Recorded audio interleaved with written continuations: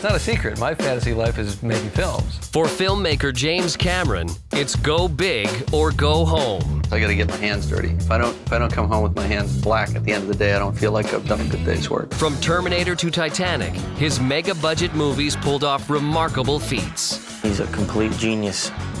His uncompromising need for perfection created cinematic masterpieces. Because he truly is a Renaissance man. But pushed people to the edge. Jim will bring the best out of you or kill you. In the next hour, we explore the remarkable career of this movie maverick and his notoriously demanding ways. He wants what he wants when he wants it. He doesn't care who's in his path. This is James Cameron. He's the king. The True Hollywood Story.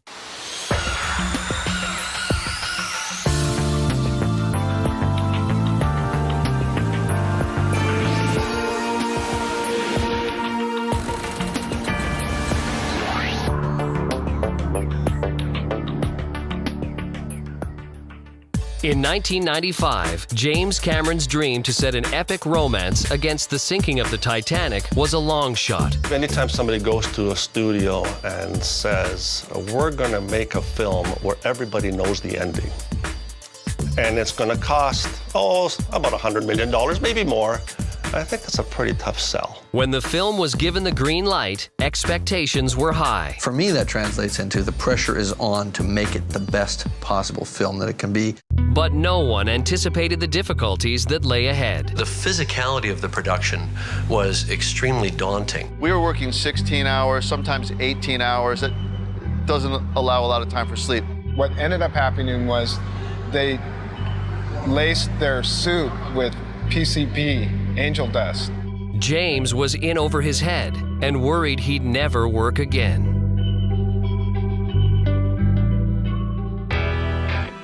James Cameron was born to parents Philip and Shirley on August 16, 1954, in the mining town of Kapuskasing, Ontario.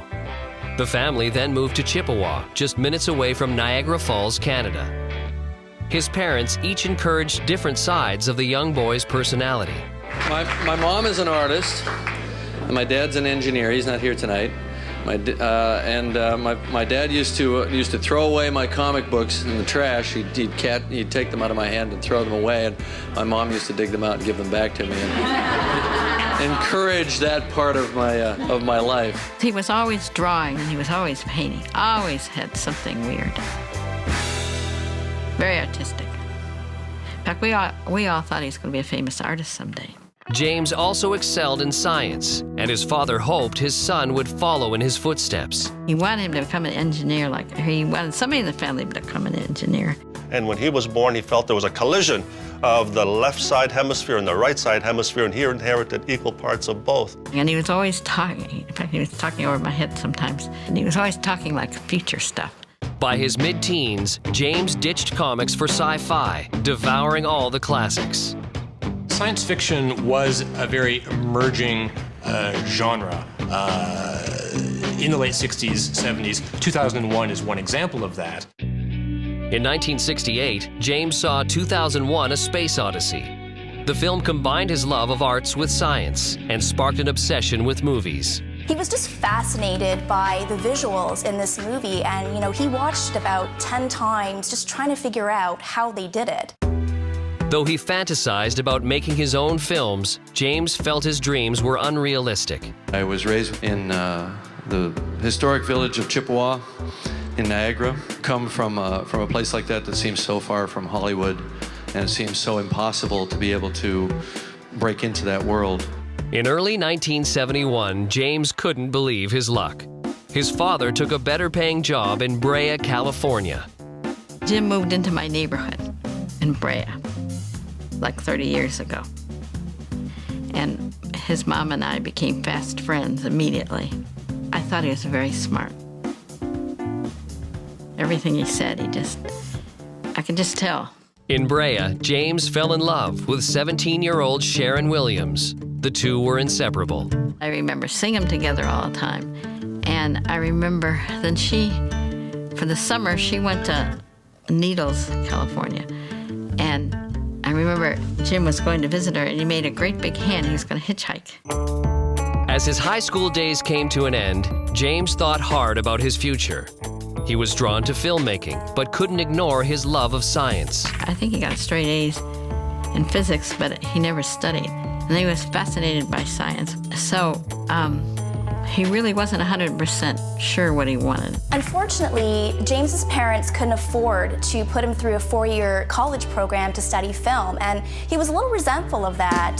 So instead, he enrolled in a 2-year physics program at the community college, but then he later switched to English literature. In 1974, at the age of 20, James dropped out of college. He just wanted to be a director. So he quit college because he wanted to pursue that career. To earn some quick cash, James took a truck driving gig that paid $4 an hour. While working, he made time for his writing. I had a trick. I'd pull behind a billboard where they couldn't see my truck, and I'd work quickly on some script ideas that I had while I was driving around, and then I'd pull out and try to make up the time and get back on my route in time. You know. Meanwhile, Sharon remained supportive. The two were married on Valentine's Day in 1977. They just had a simple ceremony with a few close friends and family.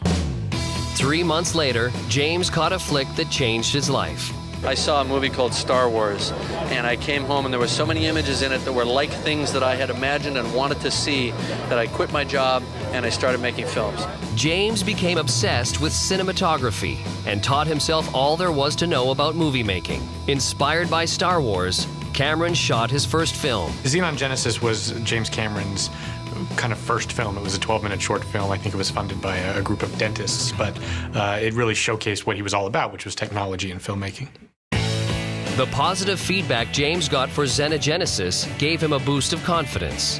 He brought his reel to the office of renowned producer Roger Corman.